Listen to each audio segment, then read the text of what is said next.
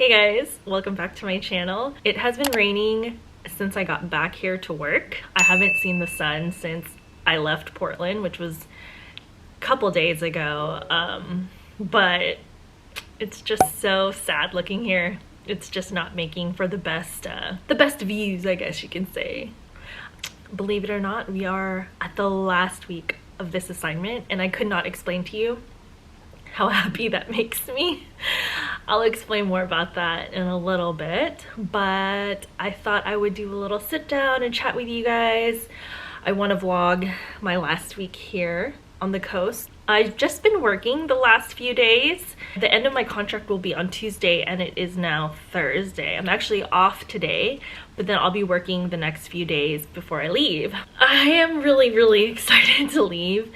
To be honest, this is probably one of the more difficult assignments I've had out of all the assignments I've done. It's just been tricky because the area we're in is very isolating. There isn't much to do, and then I even found myself with the rental car. It was hard to do anything around here because, well, the weather was bad, so I couldn't even like go hiking or explore, and it was just hard to do anything but stay in the hotel room. And I'm such a homebody. Like I love to be at home, but this took it to another level. And I've just been really in my head about things and just really ready to go home. There's just some things going on in my personal life with my family that we're dealing with, anticipating some really sad news, and just being so far away from my loved ones during this time has been kind of difficult. So with these types of assignments, you do have the option of self-demobilizing, which means that basically end your contract and go home. Like you can go home anytime you want. I do think that there is a 30-day waiting period that you're not able to work with the agency, but after that you're free to come back and do another assignment. And I don't know, it's just been really hard the last few days, and I've been battling with wanting to go home so badly to be closer to my family. I'm really thankful that I have a partner and family that are supportive of my lifestyle of traveling, and you know, they've just been really supportive of like, you know, we have no news yet, there's no reason for you to come home yet, so just try to hang in there as long as you can. So that's what I'm doing. And I really don't have that much longer here, and we have till Tuesday. And then also to add on that, I'm literally the last traveler here in this town from my agency. Pretty much everyone, their contract ended today. Not that there were very many of us. There was only like 5 of us here. One self-demobbed like a couple weeks ago, so there was 4 of us left. 2 of them, their contract ended today, so they went home. One of the only RTs, she went home today, so that was kind of sad too. She works day shifts, so I get to see her a lot, but we did keep in contact quite a bit while she was here. So she left, and then it was me and another nurse, and she actually decided to self-demobilize today. She's actually leaving tomorrow, which leaves me to be the only traveler here until Tuesday. It is Wednesday. It's about 3:30. I woke up, and I am off tonight, so I woke up and I was like, I gotta get out of bed. Literally all I do here when I'm not at work is just lay in bed and watch TV, and it's just not the best for your mental health and physically. It's just, I know I need to move my body, and so I'm just kind of like, all right. I got out of bed, I went and got some coffee at the coffee shop here, which is like the nice thing to have a car here, because originally when I had the rental car, of course it was for emergency reasons, but also to explore.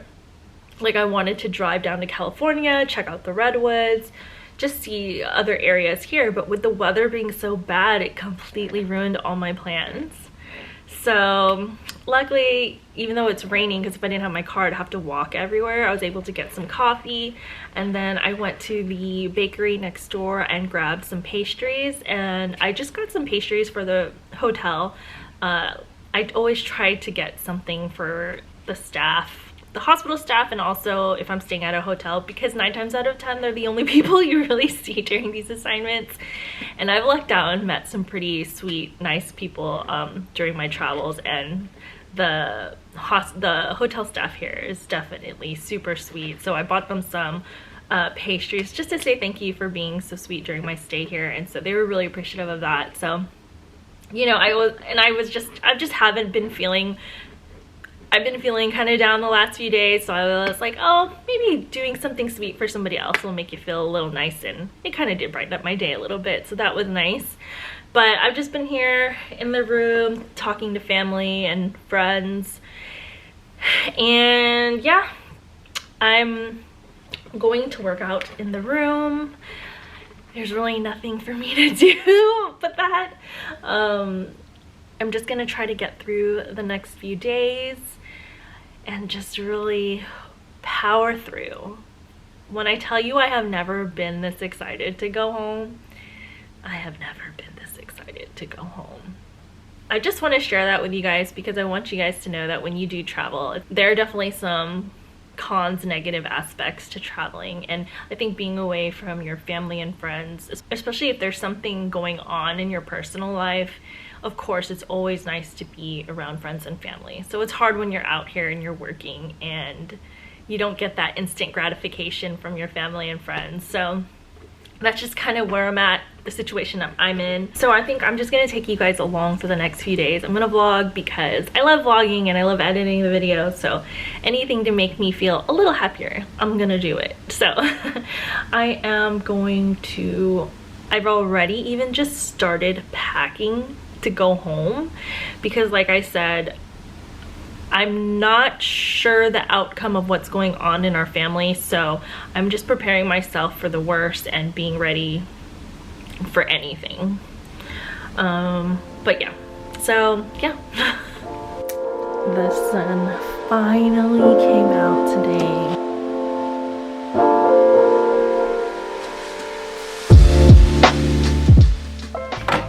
Alright guys, I cannot tell you how happy I am to see the sun today. It has completely changed my mood like 100%. I'm not feeling 100%, but I went out earlier and just drove down the coast, walked to the beach. It was freezing cold, but I was really happy to see the sun and it lifted my mood for sure. So now I am just getting ready for work. So I don't know if I've ever explained this to you guys, but for these kind of contracts, they do provide transportation. And since there aren't very many people that are here at this location, they have a driver for us that has a van, and at night there's usually just me and the other nurse that drive to work together, and he usually picks us up around 5:45 to head to work. The hospital's only like not even 5 minutes away. But yeah, so I just meet him out in the front. So it is official, I am the last traveler here for my agency. There's nobody left, everyone else went home. So yeah, I don't know if that adds also to my, I don't know if it's anxiety or there's just a lot on my plate right now. So yeah, it's just kind of weird that I'm the only one left here. So yeah, but it is now 5:36. I'm just gonna get my bag together and head out to the front and head to work.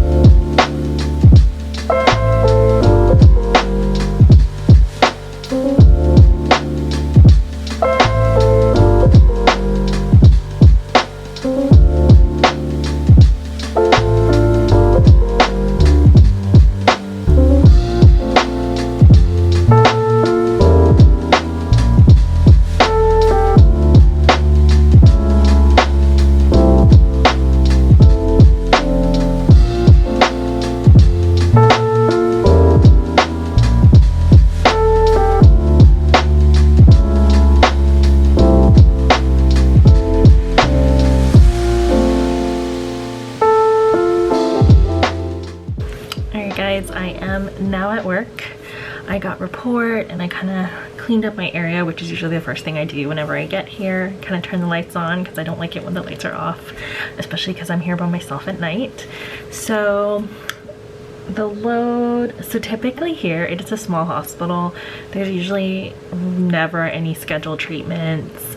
The most COVID patients I've had is like 1 or 2. So on the floor, there's about 3 people that are on oxygen that I'll check on. One is a DNR who's on an oxy mask. And then there is 1 patient in the ER that is going to get admitted tonight.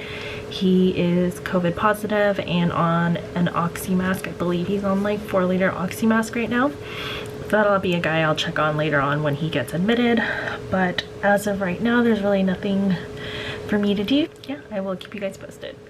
Okay, you guys must be bad luck because they're already calling me to go to the floor and they rarely ever call. So I have to head down to the floor and check on someone that doesn't want to keep their oxygen on. Okay, hopefully you guys can hear me with my mask on. I got a call from the ER. There's a COVID patient that's in there and he's desatting, so they're just seeing what I can do. Unfortunately, at this hospital, they don't have high flows here, which I feel like with a lot of COVID patients, they need more of the flow than they do need the FiO2. So right now the guy's on an oxy mask, and he is kind of falling asleep because I took a peek and just took a look at him before I gowned up and like checked on him. And they do have, I don't know if they have it in here. You kind of just have to like finagle things when I figure out smaller hospitals, so I will be right back. Alright, so I just got back from the ER and this COVID patient in the ER, he's just standing really low and you can just hear how junky his lungs sound and he can barely cough, and he definitely needs a lot more lung therapy here than he can get here, if that makes sense, because like I said, they don't have like airbows or vapotherms here at this facility, which is really unfortunate because we use that so much on COVID patients, like at all the other facilities I've been to. So I was talking to the nurse and the doc and we were just talking about how he probably would benefit better to be transferred out to an actual ICU than to stay here and be admitted to this hospital, because they technically don't have an ICU here. They just have 1 floor, that's where they put all their patients. And I was telling the nurse and the doctor, it's like, you know, he's just such a perfect candidate of someone that would, it's eventual that he's going to escalate into something worse, like to be intubated or needs a higher level of care than what they can give here. So yeah, that was what I had to deal with, and I love the people here at the ER, they're pretty cool. So, and the doc working tonight is pretty cool too, so it was pretty easy to talk to him and like just give him my opinion. And with small hospitals like this, it's definitely something where they do heavily rely on you to give your opinion, your 2 cents, your evaluation when it comes to COVID and respiratory patients, because 9 times out of 10 the hospital doesn't have a pulmonologist or an intensivist. And not saying that the ER docs aren't, you know, that's not their scope of practice, but they definitely value your opinion and your observation of what the plan of care for that patient should be. So that was an eventful event. So anyway, it is 8 o'clock. So the guy that comes and cleans said he's gonna clean the carpets here tonight, so I'm gonna have to move to probably the pulmonary rehab area, like set up shop there. So I'm gonna gather my things and move over there. What an odd evening so far.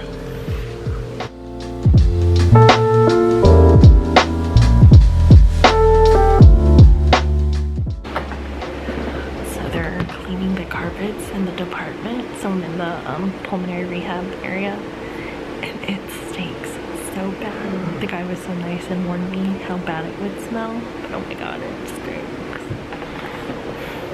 So I'm probably gonna be in this room all night. Okay. It is a 9:25 and the guy just finished cleaning the carpets, and oh my god, it smells so bad. But he opened all the doors and like put the fans on, so hopefully that helps. But I'm gonna eat some dinner. I've been eating a microwavable meal since I've gotten here because I don't have a kitchen and there's nowhere else to eat. So I've been eating a lot of these.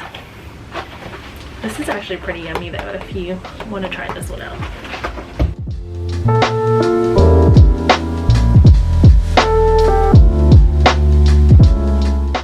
So he like cleaned all the carpets and everything's kind of just out of place. So I'm gonna kind of tidy things up and put them back where they belong.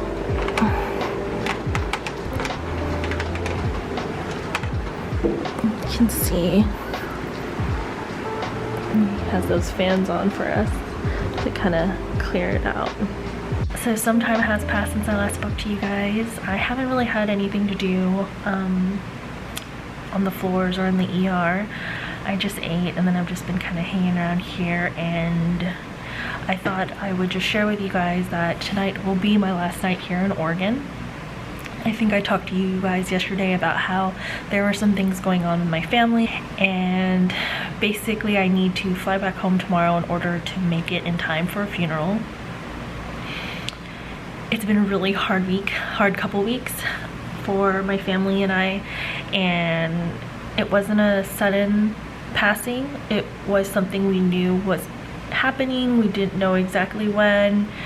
And of course, times like this, it's hard because you want to be home with your family and you want to be there supporting them and loving on them and being there with them. I've been kind of just waiting to see when the right time was for me to go back home, and tonight is the night.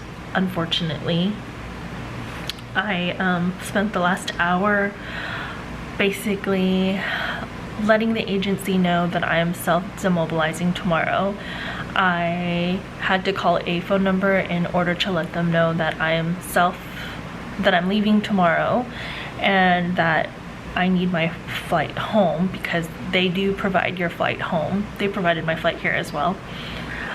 There's some weird stipulation. They were like, well, we can't really demobilize you yet because you're still at work. Call us when you get off work and then we can move forward with that. So I'll update you guys with that tomorrow whenever I do that. But and then I did text my manager here because I don't really know how soon the agency will contact her and let her know, and I love the staff here and the manager here is so sweet, so I wanted to personally let her know what was going on, and she sent me the sweetest text message back. So yeah, that was really kind of hard to do as well.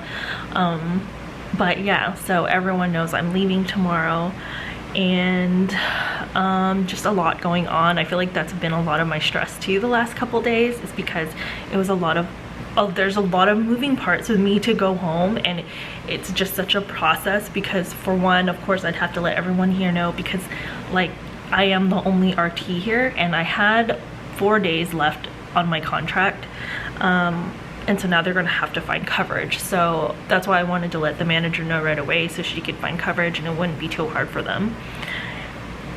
So that's that, and then letting the agency know I'm gonna have to basically leave tomorrow right after work at 6 a.m. So I'm going to have to pack all my stuff, check out of the hotel, drive the 5 hours down to Portland, return the rental car, and I don't even know what time I'm really leaving tomorrow yet because they haven't booked my flight. I looked online to see what flights are available and if there are seats available on the particular flight that I want, and there are. So I always have the option to just book my own flight, which if they don't call me back in time to book my flight home, I'm just gonna suck it up and book my flight home because it's more important for me to be home on time, which is why I'm leaving tomorrow. I was really trying to stick it out and just kind of keep working until I could, but it's just not turning out that I could stay any longer. So even by the time I get back to Dallas, which is where I'm from, I still have to hop on another flight to Florida to be with my family. So even if I tried to leave on a certain day, it would just be too jam-packed for me to try to get home, unpack, repack, head to the funeral, and then, you know what I'm saying? It's just a lot of moving parts. So yeah, so that's what's going on. I know what I'm doing is the right thing to do for me, and yeah, so with these crisis assignments, the term is demobilizing, like you're self-demo, like you're going to head home. And the things with that is for this particular assignment, if you do self-demo, you cut the contract early, you're just on a probation period for 30 days. So you technically couldn't get reassigned for another assignment for 30 days, but after that, you're free to get reassigned into the agency again. So that's just something else to tell you guys. So yeah, so there's gonna be a lot of things happening, I feel, the next few days. But yeah, it's actually my last night here. It's happening very quickly, very fast, so that's what's going on.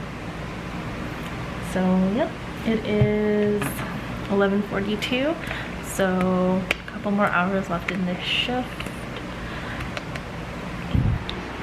All right, you guys are on my bed, look. They called me in the ER to do a breathing treatment. The whole time I've been here, I have never done a breathing treatment in the ER.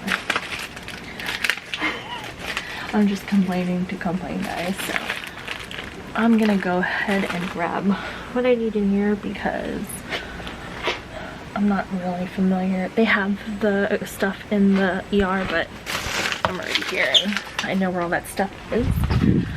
So I'm gonna grab my N95. Pretty sure that was mine.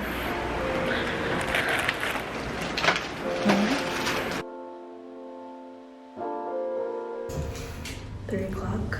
I got called for a breathing treatment. This is literally the most work done since I've gotten here. I feel like I can't say that enough. And my bag, just in case. Alright, so I just got back from giving that breathing treatment, and it was actually pretty good that I got called to give him a treatment, because when I usually try to check the MAR if I can before I head upstairs, just to clarify and make sure he has an order and everything. But he had scheduled treatments, TID, and it's not on their sheets anywhere. But then I found out he was a direct admit, so it probably just got, and I think it was around shift change, so she probably didn't know about it. She probably wouldn't even know about it until something like this happened, where someone actually does check the MAR.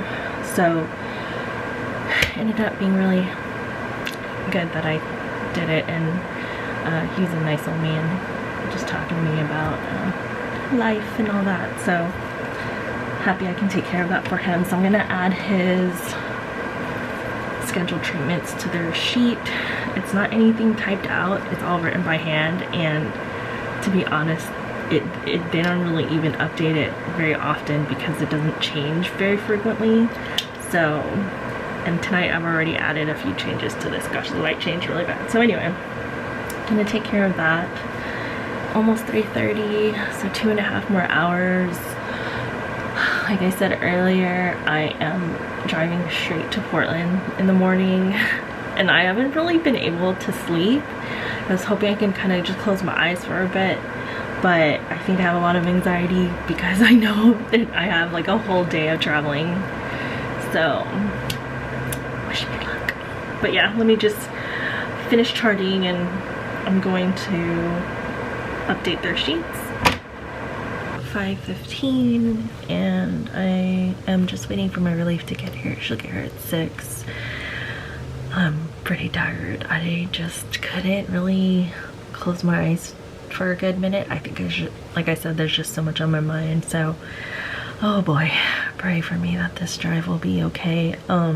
Actually, since I've talked to you guys last, I did get a phone call from my agency saying that they have they went ahead and processed my paperwork to get demobilized, and someone should be calling me to book my flight. So hopefully they call me sooner than later,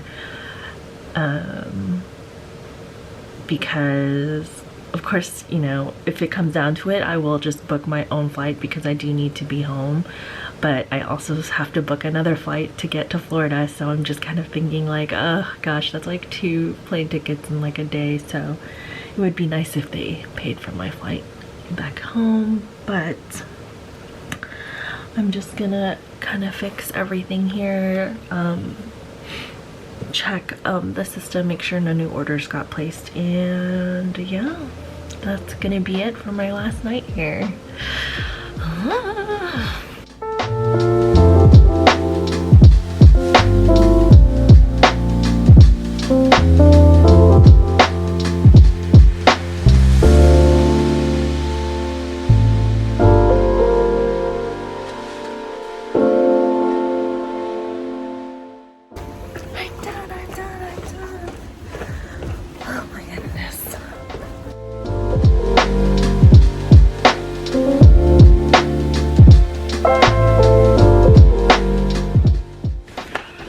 Alright, it's 6, I feel like you can't really see me, but 6:49 and I just finished packing everything up. I'm on like the bottom level, so you have to go up a flight of stairs and there's no elevator, so this is gonna be fun. Okay.